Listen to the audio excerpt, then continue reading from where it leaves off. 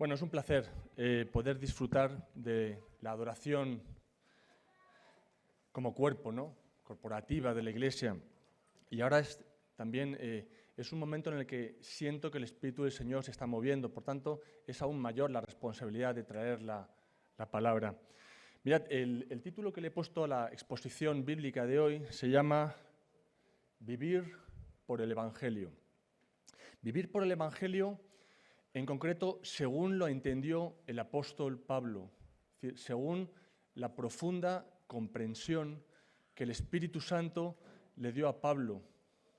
Ese evangelio que él predicó como elemento transformador, dinamizador de la vida, un evangelio absolutamente libertador. ¿Cómo el evangelio puede cambiar nuestra vida? Para aquellos que no habéis tenido la oportunidad de venir durante los domingos de casi 6 meses, permitidme hacer una breve introducción del apóstol Pablo. Mirad, según la honesta valoración de las Escrituras, el apóstol Pablo no era un hombre que destacara ni por su aspecto físico ni por su forma de hablar. Al parecer, padecía una humillante discapacidad que era posible que fuera la causa de una o de ambas cosas. Este Pablo había crecido como un celoso observante de las tradiciones ancestrales de su pueblo. Se describe a sí mismo como hebreo de hebreos, para diferenciarse de aquellos otros judíos compatriotas suyos que estaban contaminados para él con la cultura griega. Fariseo de fariseos, es decir, un celoso observante de la ley de Moisés. Un hombre que, en su afán de mantenerse puro de cualquier tipo de contaminación moral o ceremonial, había tratado incluso a los gentiles como si fueran perros inmundos. Pero cuando Pablo tuvo aquel encuentro con el Jesús resucitado en el camino de Damasco, es increíble cómo él se convirtió en todo lo contrario. Se convirtió en el hombre más flexible, más versátil de todos, a fin de que otros pudieran conocer al mismo Señor que él había conocido. Y ya desde su posición de cristiano, y en contraste con su posición anterior de judío, fariseo, fijaos cómo se describe a sí mismo. Vamos a leerlo. Habla Pablo y dice: «Y ciertamente aún estimo todas las cosas como pérdida por la excelencia del conocimiento de Cristo Jesús, mi Señor, por amor del cual lo he perdido todo y lo tengo por basura, para ganar a Cristo y ser hallado en Él, no teniendo mi propia justicia, que es por la ley, sino la que es por la fe de Cristo, la justicia que es de Dios por la fe». Según este texto, Pablo había cambiado su búsqueda anterior, ¿verdad?, de una posición ante Dios a través del cumplimiento de la ley, por otra cosa distinta, por la reconciliación que ahora le ofrecía ante Dios el Evangelio.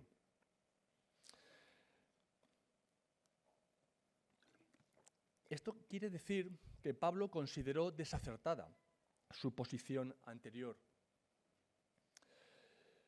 Es decir, Pablo, según este texto, había encontrado una nueva forma de justicia fundamentada en la fe en Cristo y no en el cumplimiento de la ley.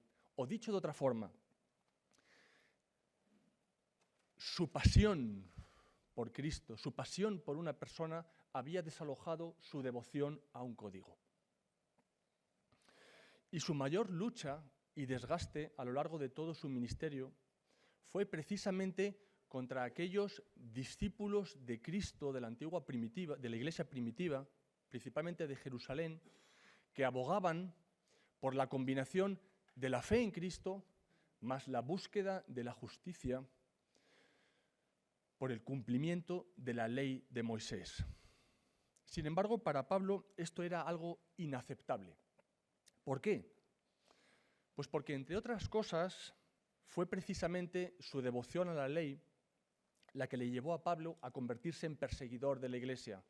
y además con buena conciencia de ello, hasta el momento en que se dio de bruces con Cristo.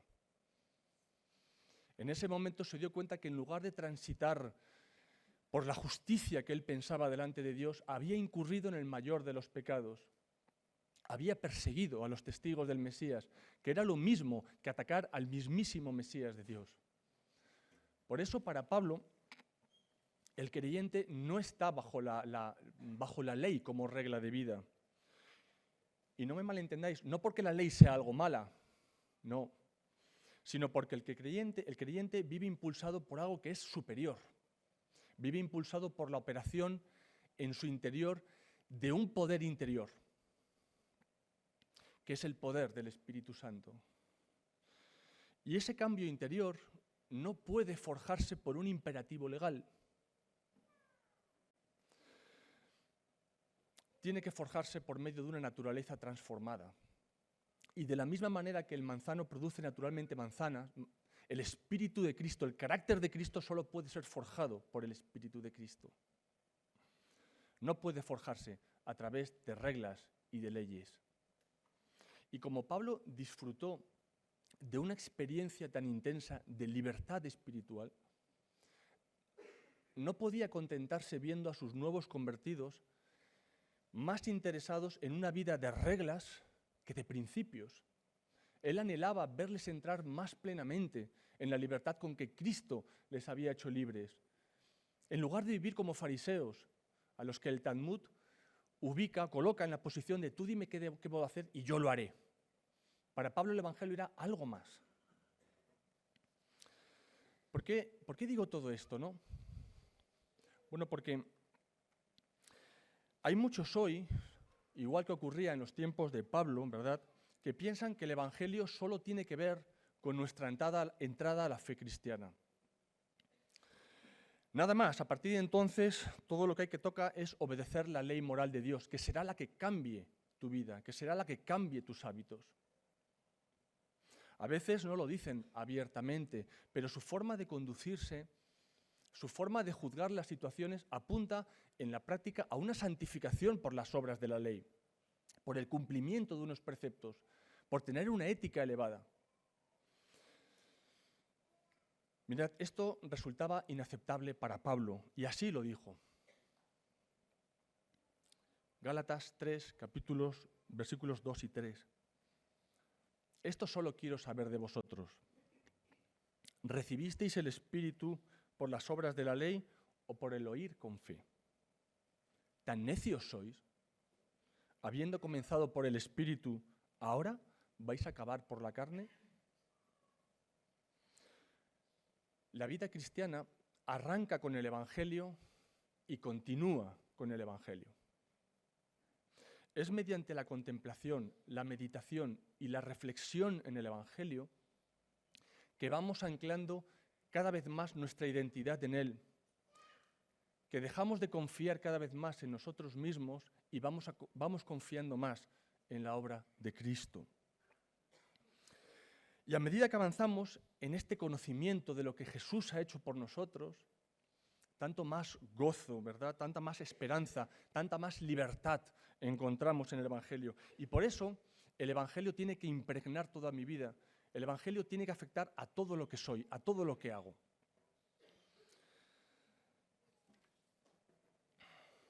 Mirad, este es el punto clave en esta mañana, que el Evangelio debe cambiar la forma en la que vives. El Evangelio debe cambiar la forma en la que piensas. El Evangelio debe cambiar la forma en la que sientes. Es el Evangelio el que te va a cambiar de una manera más profunda y más radical de lo que puede hacer la ley. Y me gustaría que viéramos esto, cómo el Evangelio transformó la vida de Pablo. Y es más, cómo Pablo utilizó el Evangelio como elemento transformador en 4 áreas de la vida muy importantes y que tienen que ver mucho con nosotros hoy. Son 4 áreas. 1, el racismo, el nacionalismo. 2, el materialismo, el dinero, la actitud en cuanto al dinero. 3, el sexo, la sexualidad y el matrimonio. Y 4, el perdón de los pecados. Vamos a empezar con el primer ejemplo. Cómo Pablo combate el racismo y el nacionalismo en Antioquía.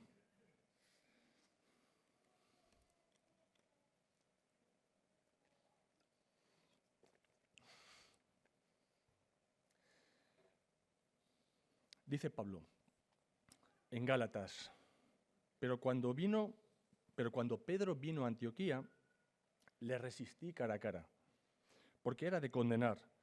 Pues antes que viniesen algunos de parte de Jacobo, comía con los gentiles, pero después que vinieron, se retraía y se apartaba, porque tenía miedo de los de la circuncisión.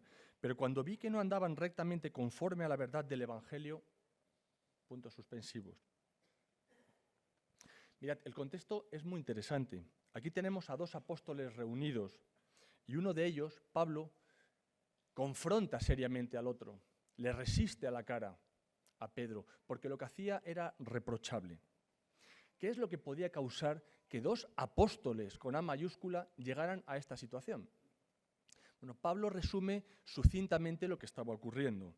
Pedro había cambiado sus hábitos alimenticios, porque antes de que llegara este grupo de Jerusalén, él solía comer con los gentiles en Antioquía, pero que una vez que llegaron, él se empezó a separar de los gentiles y entonces se juntó solo con los judíos, con este grupo de judíos. Bueno, recordad que el Antiguo Testamento instituyó reglas de limpieza ceremonial, ¿no? Que todo adorador debía respetar para poder entrar en la adoración comunitaria.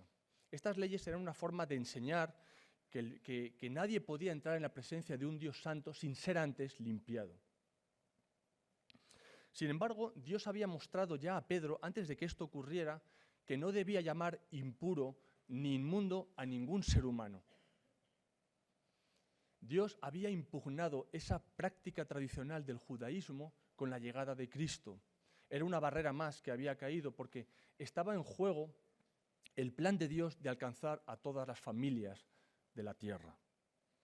Así que cuando Pablo se separa de los gentiles, ¿verdad?, en Antioquía, realmente lo hace por temor a este grupo de judíos de Jerusalén, que es como el partido de la circuncisión, que es como Pablo describe a aquellos que abogan por la fe en Cristo más el cumplimiento de la ley para salvación.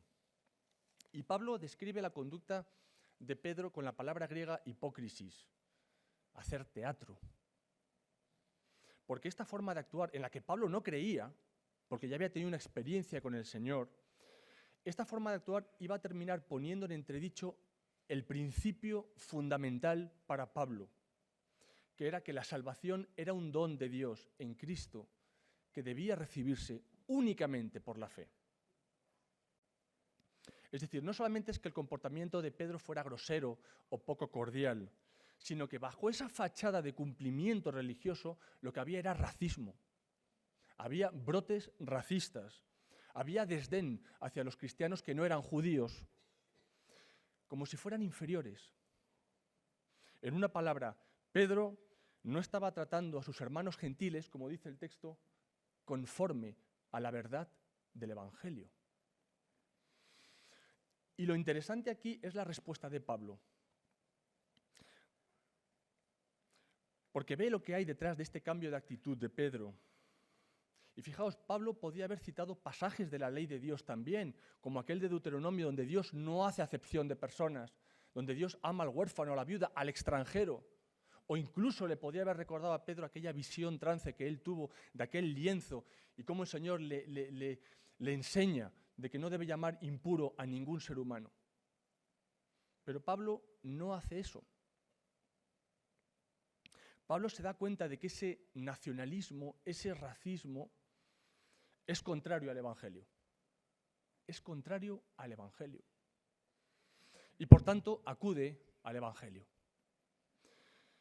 No le dice, Pedro, estás rompiendo las reglas. ¿Por qué no le dice eso?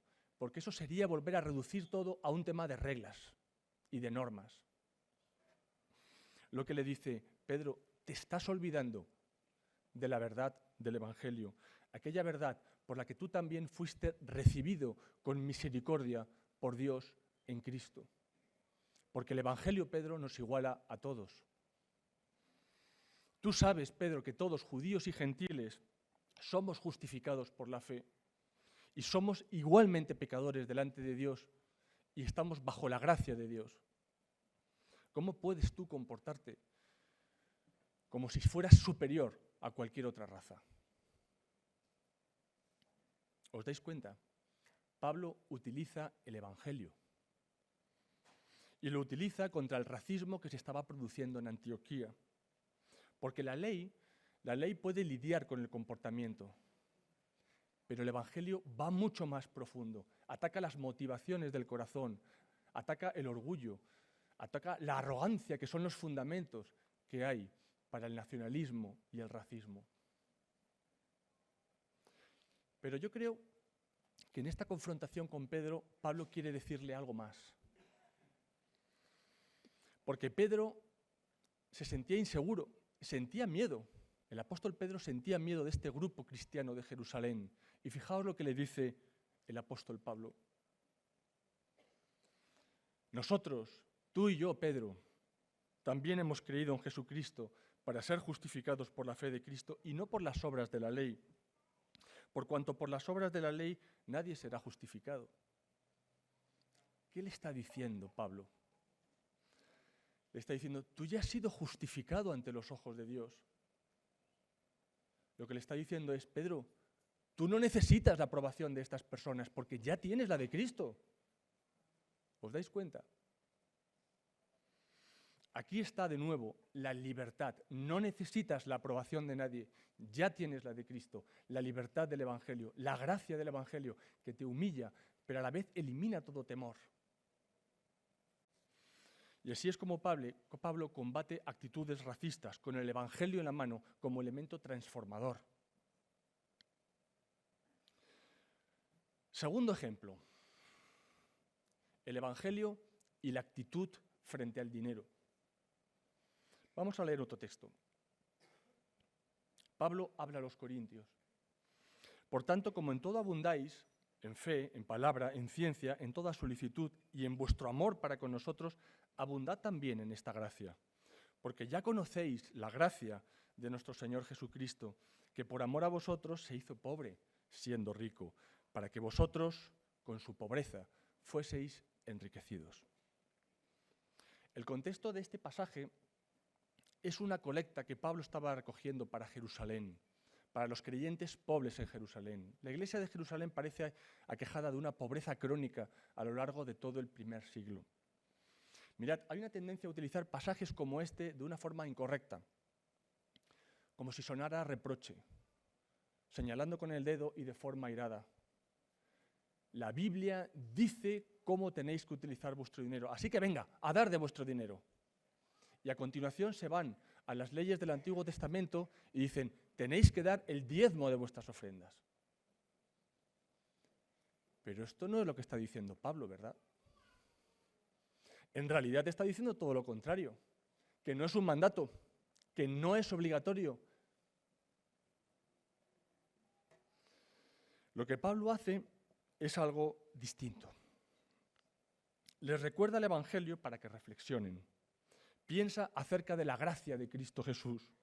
No menciona reglas ni menciona leyes, solo una palabra que he puesto en mayúsculas. Gracia. Y a continuación expresa a través de esta palabra la esencia destilada de lo que es el Evangelio. Porque ya conocéis la gracia de nuestro Señor Jesucristo, que por amor a nosotros, a vosotros, se hizo pobre, siendo rico, para que con su pobreza fueseis vosotros enriquecidos. Jesús, siendo rico espiritualmente antes de su encarnación, decidió vaciarse, decidió empobrecerse inmensamente al venir a la tierra, para que con su pobreza fuésemos nosotros enriquecidos. Es como si Pablo les dijera: pensad en esto. Pensad en esto hasta que comprendáis verdaderamente el alcance de lo que Cristo ha hecho con vosotros. Porque entonces vais a querer ser verdaderamente generosos. Probablemente Pablo esperaba que dieran mucho más que el diezmo. Pero será una consecuencia natural. Una consecuencia natural, no una respuesta a una exigencia marcada por la ley del diezmo, sino algo que brotará de los corazones.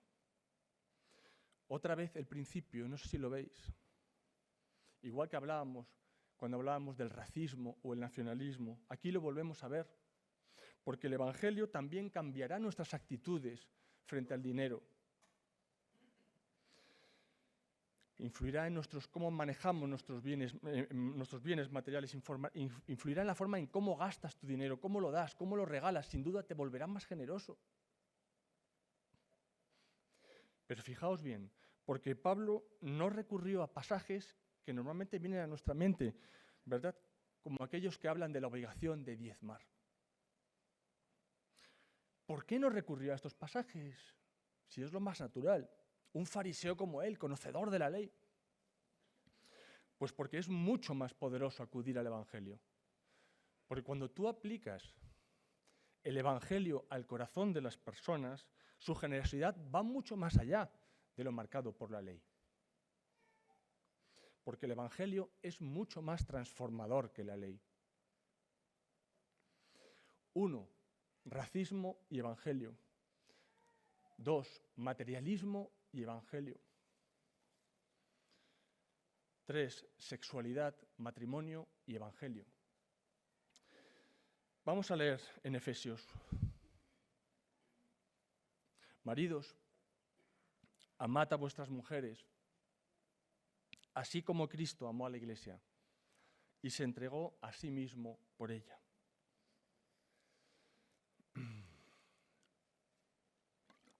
Perdonad. Mirad, el contexto de este pasaje es la familia cristiana, tal y como era concebida en la antigüedad.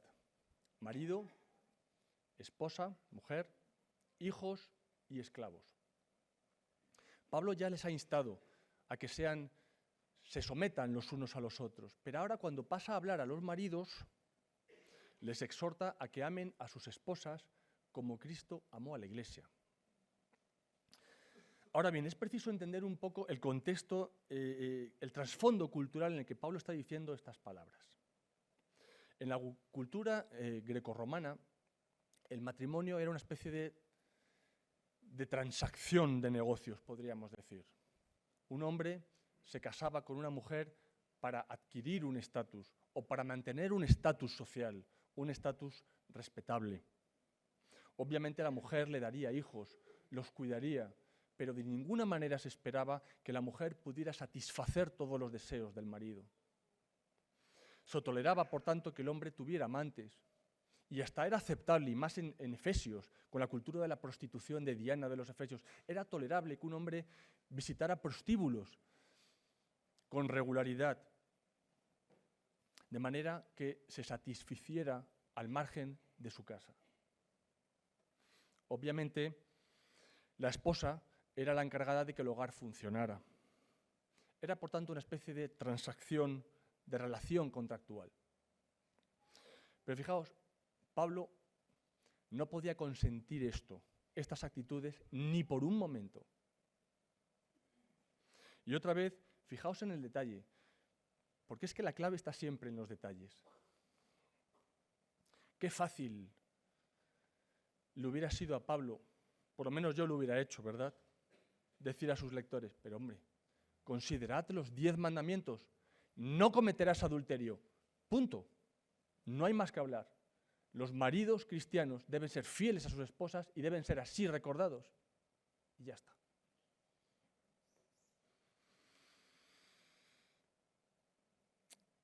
Pero Pablo no dice eso. Yo creo que Pablo quiere obrar una transformación más profunda en estos maridos. Y claro, ¿cómo lograr en una cultura como esta que un hombre no fuera altivo ni arrogante con su esposa? ¿Cómo hacerles comprender el sentir de sus esposas ante sus infidelidades? ¿Cómo lograr una transformación en los maridos de manera que fueran íntimos, tiernos con ellas. Cómo hacer que los esposos estuvieran dispuestos a sacrificarse por sus esposas. ¿Cómo? Pues ya lo sabéis, Pablo lo tiene claro. Echa mano nuevamente del evangelio que había conocido. Mirad a Jesucristo, les dice. Mirad a Jesucristo, el verdadero esposo que te amó, que dio su vida por ti. Y por tanto, no deberías usar a tu esposa. Muy al contrario, deberías estar dispuesto a dar tu vida por ella. Mira a Jesucristo, mírale, que fue absolutamente fiel a ti hasta la muerte.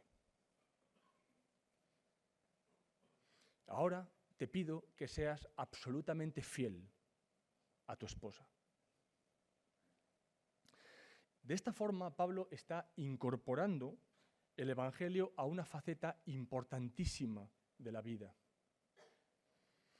como es la sexualidad, para traer convicción al marido, al hombre, y que el evangelio sea el que pueda cambiar esos hábitos tan arraigados y tan difíciles de cambiar. Porque todo esto tiene que ver con actitudes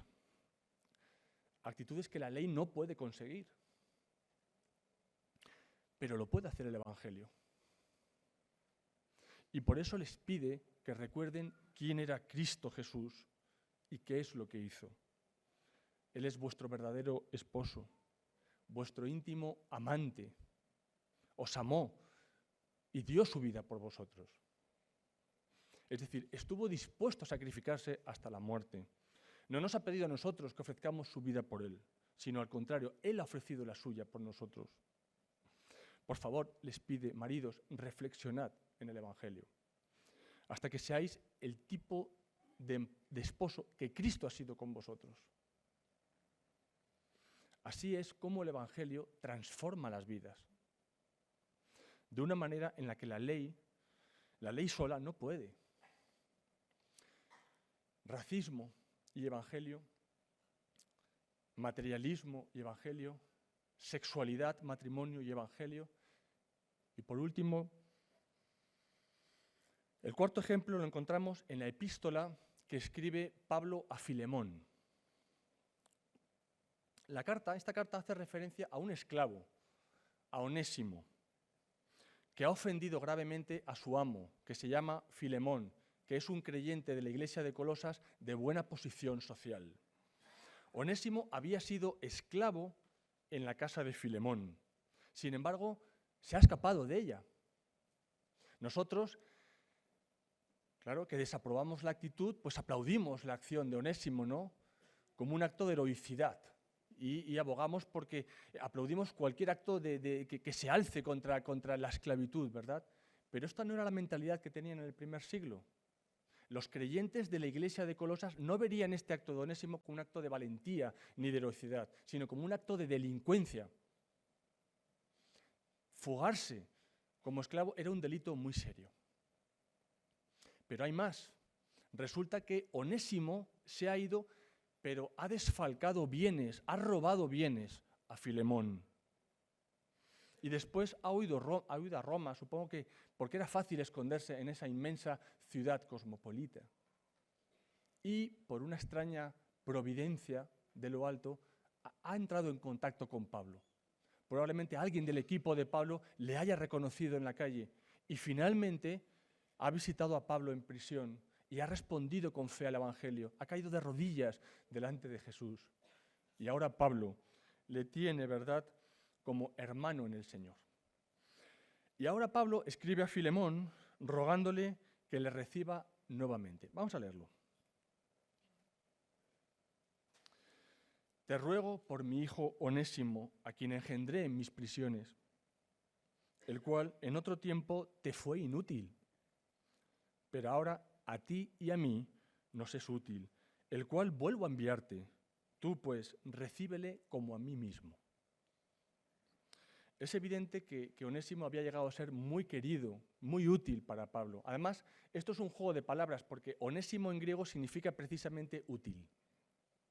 Por esa razón, Pablo hubiera querido retenerle para que le atendiera a sus necesidades mientras estuviera en prisión. Pero piensa que no es justo retenerle sin el consentimiento de su amo legítimo, de Filemón, y por tanto le devuelve a Filemón. De la lectura se desprende también que el propio Filemón, al igual que Onésimo, llegó a conocer el Evangelio a través de Pablo mismo. Ahora fijaos cómo va a formular Pablo su petición a Filemón. Con toda delicadeza, con todo respeto y afabilidad. Fijaos cómo empieza. Gracia y paz a vosotros, de Dios nuestro Padre y del Señor Jesucristo. Versículo 8. Por lo cual, aunque tengo mucha libertad en Cristo para mandarte lo que conviene, más bien te ruego por amor, siendo como soy, Pablo, ya anciano, y ahora además prisionero de Jesucristo, te ruego por mi hijo Onésimo, a quien engendré en mis prisiones. Fijaos cómo empieza. La doble procedencia, o el énfasis de la doble procedencia de la gracia, gracia y paz a vosotros, de Dios nuestro Padre y del Señor Jesucristo, le está recordando a Filemón que son hermanos de la misma familia espiritual. Dios es nuestro Padre, Filemón. Y ahora te voy a presentar a un nuevo hermano tuyo, un hijo espiritual mío, que ha entrado en la misma familia de la fe, para que lo recibas no ya como esclavo, sino como más que esclavo, como un hermano amado. Es interesante aquí otra vez el detalle. Pablo podía haber hecho uso de su autoridad apostólica para mandarle a Filemón, para ordenarle a Filemón que reciba a Onésimo. Tanto Pablo como Filemón sabe que Cristo ha concedido autoridad a Pablo en relación con las iglesias a los gentiles. Le ha constituido apóstol de los gentiles. Pero Pablo no hace uso de esta autoridad. Y nuevamente encontramos el mismo principio que hemos visto antes. Aunque puede obligar a Filemón a que reciba a Onésimo, desea que sea Filemón el que tome la decisión libremente. ¿Pero sobre qué base? Nuevamente, sobre la base del Evangelio, sobre la base del amor recibido de Filemón por parte de Cristo. Le recuerda a su querido Filemón que todos somos los onésimos de Dios, que todos hemos huido de Él, que todos le hemos robado sus derechos sobre nosotros. Pero cuando el Evangelio nos alcanzó, ¿verdad? En lugar de rechazo, lo que encontramos fue el abrazo de un padre. Nos hizo de su familia. El Evangelio es siempre lo más persuasivo, porque se basa en el amor. Recíbele, Filemón, por dejando a un lado la autoridad apostólica que tengo para mandarte lo que conviene. Si amas al Señor Jesucristo, sentirás en tus entrañas el amor recibido, y ahora querrás manifestarlo hacia Onésimo, tu nuevo hermano en el Señor. Recíbele, Filemón, pero no como un esclavo, sino como un hermano amado. Yo sé que esto suena muy extraño, Filemón, el esclavo hermano, pero quiero que no le niegues tu afecto. No te pido que le des un trato de favor con respecto a otros esclavos, sino que recuerdas que gracias a Cristo todo ha cambiado con respecto a Onésimo y debes relacionarte con él en el Señor. Hermanos, esto es mucho pedir, según los criterios del mundo, ¿no? Pero Pablo sabe que es poco pedir si tenemos en cuenta cómo Dios ha condescendido con nosotros y nos ha recibido como a hijos. nos ha introducido en su familia, siendo lo que éramos. Recordad además que el Señor no se avergüenza de llamarnos hermanos. Ahora bien, hay algo más pendiente, un pequeño detalle, pero nuevamente los detalles son muy importantes.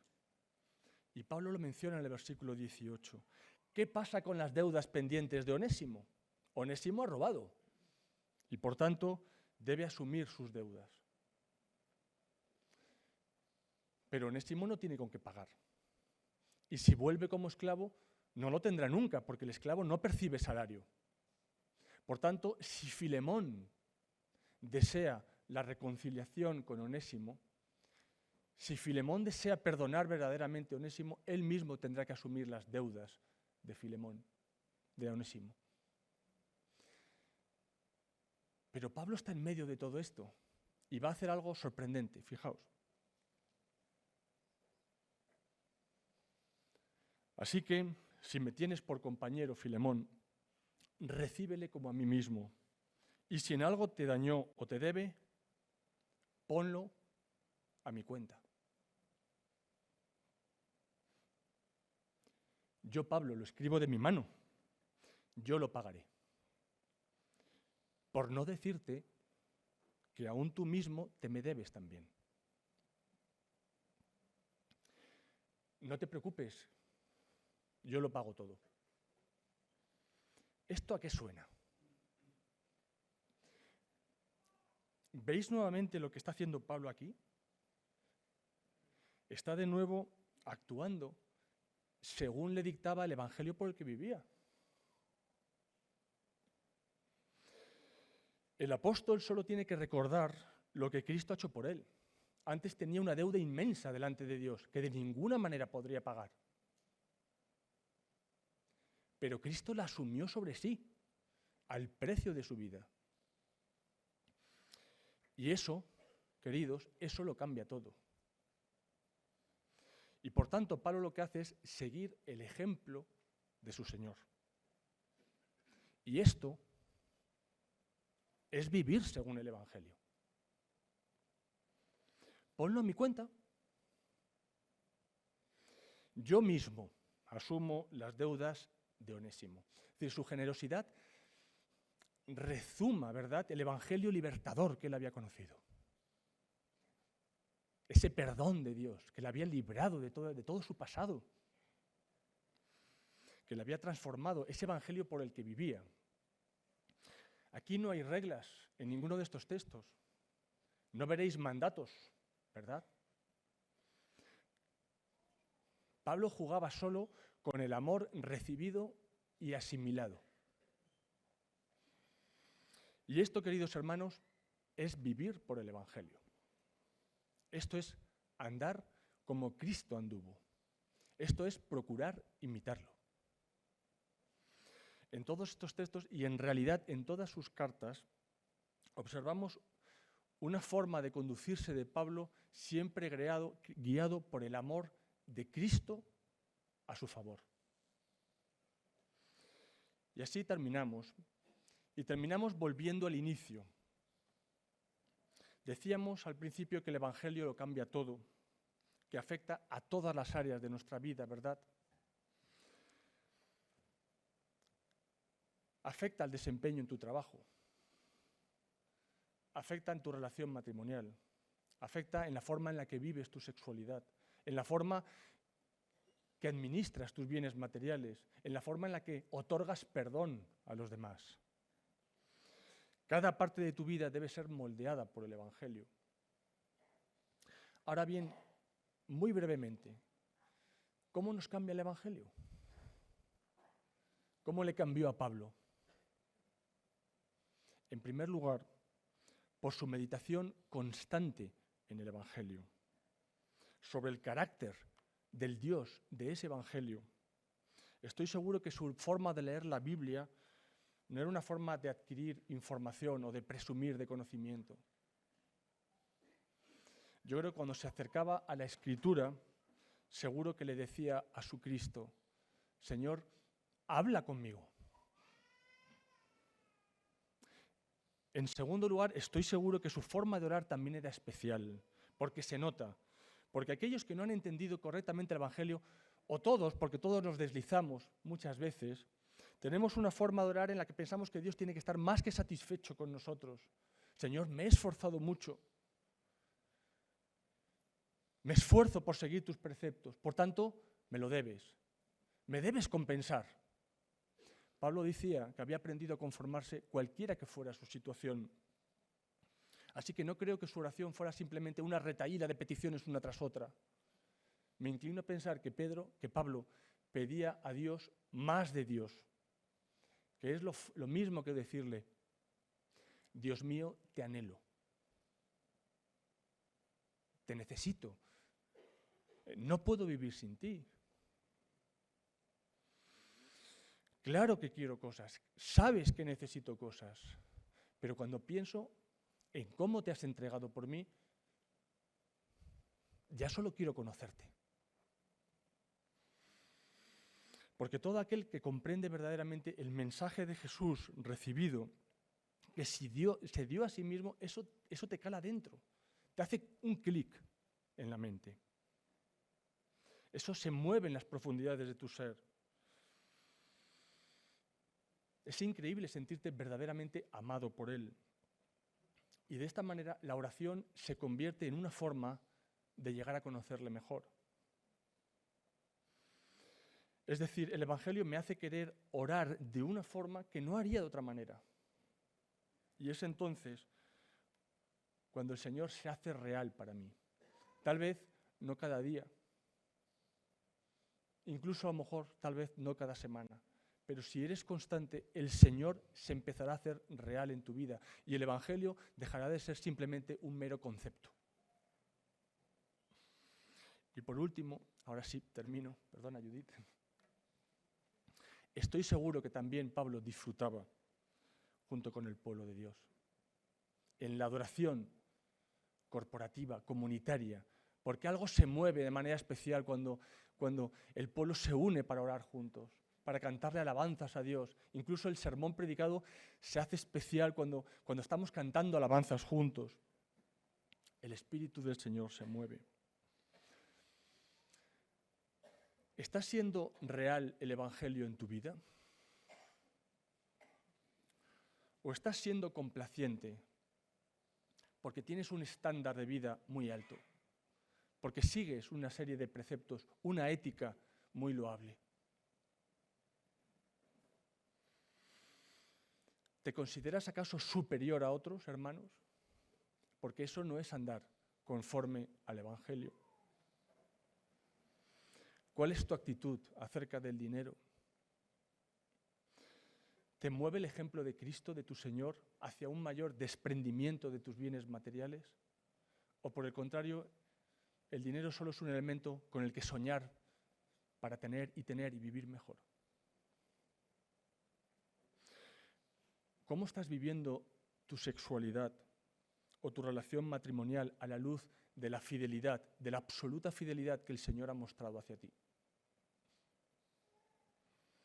¿Cómo estás ejerciendo el perdón a aquellos que te han ofendido de verdad? A la luz de cómo Dios te ha perdonado, cómo Dios ha condescendido contigo, te ha recibido como un hijo pródigo. Que el Señor nos ayude por medio de su Espíritu para que la obra de Cristo, el Evangelio, sea más real en nuestras vidas. Que el Señor os bendiga.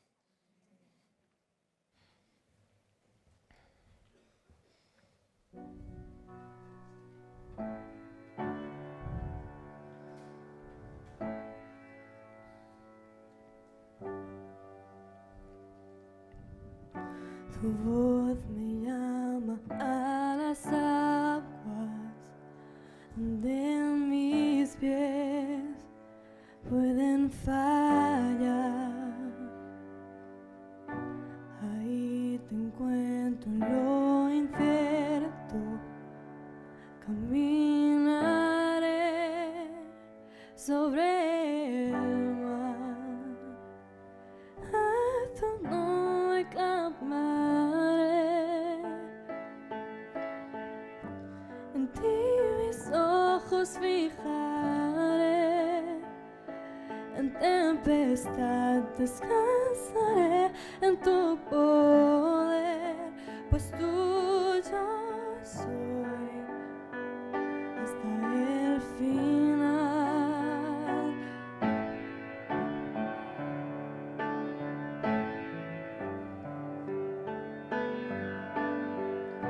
Tu gracia abunda en la tormenta, tu mano, Dios, me guiará. Cuando hay temor en mi camino, tú eres fiel y no cambiarás. A tu nombre clamaré, en ti mis ojos fijaré. En tempestad descansaré en tu poder, pues tuyo soy hasta el final.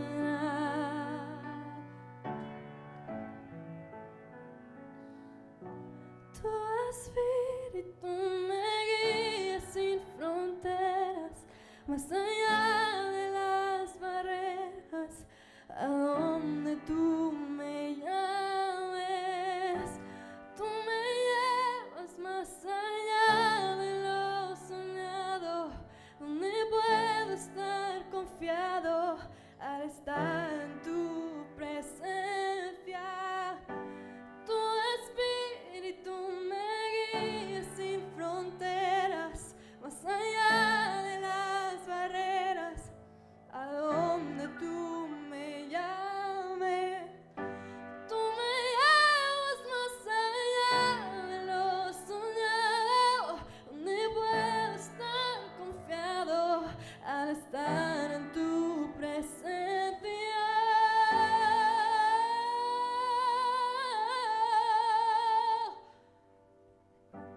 A tu nombre clamaré, en ti mis ojos fijaré. En tempestad descansaré en tu poder, pues tú